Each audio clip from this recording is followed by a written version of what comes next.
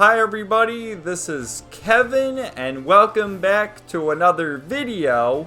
And today I would like to share my thoughts on Fairy Tail 100 Years Quest episode 24, which is the second to last episode of the season. However, we have to wait a little bit longer for the season finale, episode 25, as that won't be airing until January 5th. So we'll get to that one when we get to it, but for now, let's talk about episode 24, which I thought was another excellent episode. Lots of great matchups, including Gray versus Hakune, as well as the conclusion to Suzaku versus Selene. And then, of course, we have our heroes ready to face off against the final boss of Season 1, but that's going to have to wait for the season finale well, I guess a little over a week now. It's because I uploaded this a little closer to when episode 25 is going to be, but you get the idea. A little bit more of a wait. So as always, I have my screenshots and manga panels prepared to compare and contrast things. We left off last week where Suzaku began his fight against Selene, and then we had Lucy versus Mimi, which a few episodes ago, Urza defeated Yoko, and there were the three Moonlight Divinities, so Yoko was defeated. Last week, Lucy defeated Mimi and was able to use Uranomatria for the first time in forever, in this series anyway. And that just leaves Hakune, so Gray's going to face off against her. And we have the snowy battlefield here, which, Hakune, what a beautiful woman she is. And my first comparison, I couldn't really find any close-up shots from the manga. I went through it all, and they didn't have this particular one, but, you know, that's the standoff right there.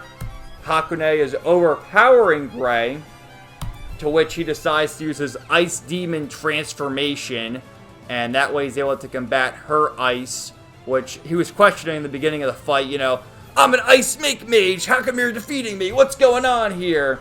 And so, as we know, not just in Fairy Tail, in all anime series, whenever you want to power up, as Gray has showed us many times, he takes his clothes off. But yeah, Hakune, let's take off my clothes and expose some more booba to increase my power level tenfold. And she does this little pose for us men of culture, of course. And her ability, what she does to Gray, she sends him to a parallel universe where he's living out his best life and all his loved ones are still around. And this reminded me of when Natsu went to Beta Heaven quite a number of episodes ago now, and was reunited with Zeref, Mavis, Igneal, August and Larcade. And in the manga, he was also reunited with Lucy's parents, with Simon, and a few of the other dragons like Atlas Flame. And even that one girl from the Phoenix Priestess movie, I forget her name, but she was in the manga as well. And so what happens is Gray wakes up and he sees Juvia, so it's like, oh, it's just a dream. There's my Juvia, Gray-sama! And he mentions the fact that he's battling this this ice woman, and Juvia says, what do you mean, ice woman? Is this a lover's quarrel I smell? What is this? I'm your water woman! And starts like hassling him, to which Grage comes in. And of course, we just met Grage a few episodes ago when our heroes returned to Edelus. We also met Nasha. So this sort of confirms that, this is going to happen eventually with Gray and Juvia and Natsu and Lucy. Hopefully, a man can dream. But Grage refers to them as Mommy and Daddy. And, yeah, right there. Good morning, Daddy. And Juvia, oh, your Mommy and Daddy weren't doing anything naughty. Like, how old is Grage anyway? She's talking like that. He's too young to hear about the naughty things the two of you are up to, that's for sure. But we got all sorts of great cameos, just like Zeref, Mavis, Igneal. We already know about Juvia and Grage. But all sorts of other great cameos where we see Silver sitting at the head of the table, Gray's father. We also see Ultier, Aunt Ultier, who's hugging Grage, which I gotta think for a minute. So, Silver is Gray's father. That's his birth father. And his mother was killed by Deliora all those years ago. And so he was adopted by Or. That was his adoptive mother. And Ultier is Or's daughter. So would that make Gray and Ultier like stepbrother and stepsister? I think that's what it would be. But yeah, we also see Or, who's wearing, like, Altier, they have the decency to change her outfit, and even Silver, he's wearing something, yeah, he's wearing, like, a collared shirt and everything. But Altier's wearing something different. But Or is still wearing the same outfit she's always worn. Her winter coat with her crop top, tank top on that she's going to rip off any moment. And they're talking about how young she is, which, yeah, I guess this is when she died, too, because she was defending Gray and Leon against Deliora herself early on in the series. But yeah, here's my comparison right there. You've gotten so big, Gray. Anti-Altier, you mean big sis. Yeah, like, but I guess Altier would be an aunt to Grage, wouldn't it? Yeah, I think so. But, the big sister thing.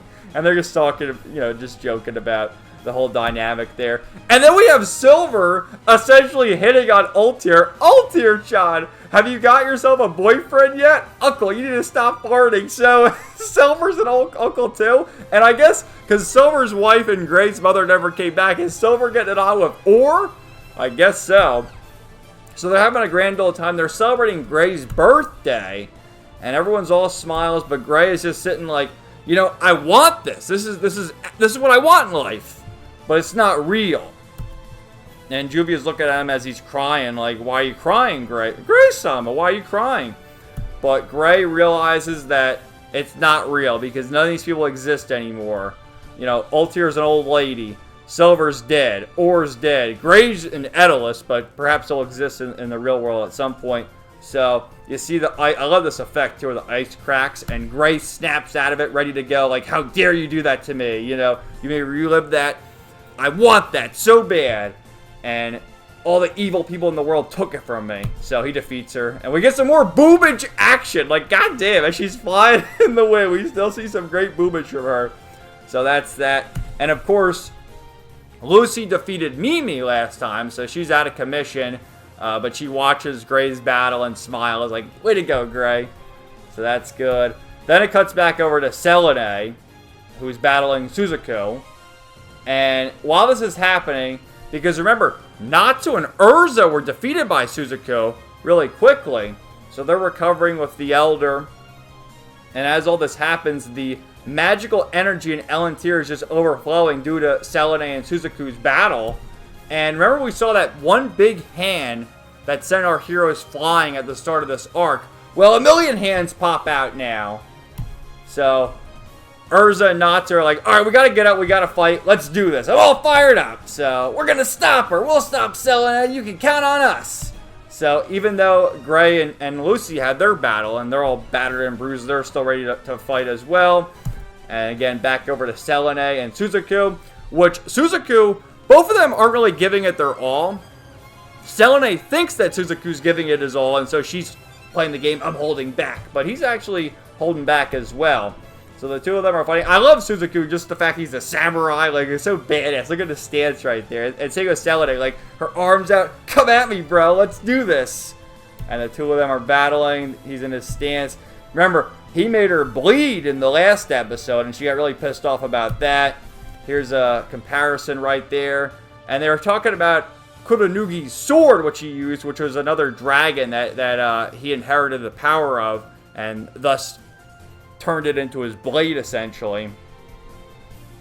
So there's that. There's the Elder trying to keep peace with the people. Like, oh, don't panic. I know there's giant hands coming out of the ground, but it's no big deal. Don't panic. So Team Natsu, we're all fired up. We're ready to go. And I always love when they do these shots. I don't know what you call this, but I think it's when they go to a commercial break, and it sort of has that haze to it.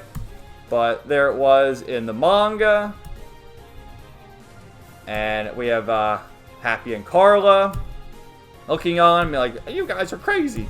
So back to Selene and Suzuku. And this is when Selene reveals the fact that Kuronugi, the sword which Suzuku wields, was actually one of her sons. He was a dragon, one of Selene's sons. And yeah, you dare use my own son against me? And she's going completely nuts. And then Suzuku does his ultimate technique here, the Underworld Black Purgatory Slash, and defeats Selene. And you can see, this isn't Kuronugi's style, 'tis a style I hast devised. Underworld Black Purgatory Slash. And I love how Suzaku talks too, both in the manga and in the anime. He does like affirmative, negative. He talks like that. You can see he has kind of like a proper "tis hast, dost thou desire the power?" And so Selene's just coughing up blood there. And you see such a badass pose here after he does that attack. Like, let's go back to that attack. And he sheaths his sword. So badass, man. But I guess I didn't really talk. I was reading the text there. Yeah, I mean, pretty good detail from the manga to the anime, right? So Selene's lying down like, I gotta escape, I gotta get out of there. And she opens up an Aqua Era portal and actually is able to escape along with Suzaku. They both go to a different world. And so just as that happens, Natsu and the gang arrive. And it's like, oh, they escaped. Where the hell did they go? So Natsu's all pissed off. And more hands begin to pop out, to which Wendy makes the connection that it reminded her of the Tartaros arc in the original series where she destroyed Face. But after she destroyed Face, a million more popped up. And she makes the same connection with the hands. So Natsu and the gang say, let's go to the source. And he makes this stupid face, but they all sort of make a smirk. And I just love it. And then they end up all locking arms doing this pose. And where have you seen that before? First, I'll show you the manga, which I think they did it better in the anime just because this is like a whole page.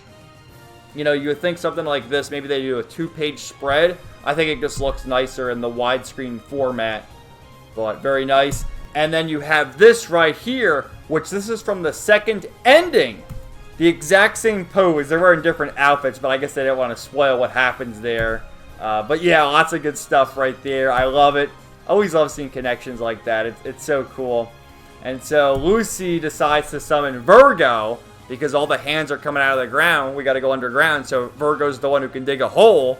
And she summons Virgo. I love this pose though, Lucy, too. Look at that. Just got her chest all out. Oh, yeah. You better believe it.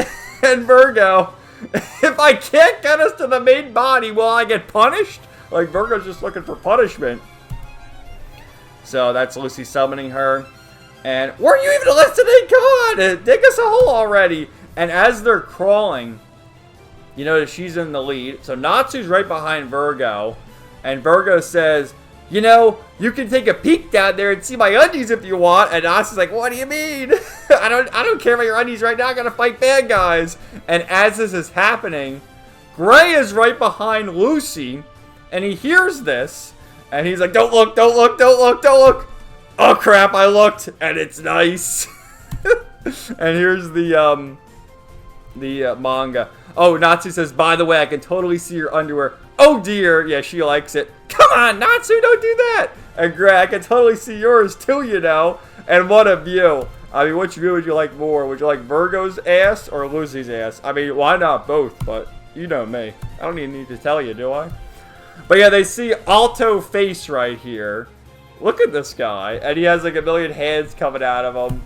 So our hero's ready to throw down with him.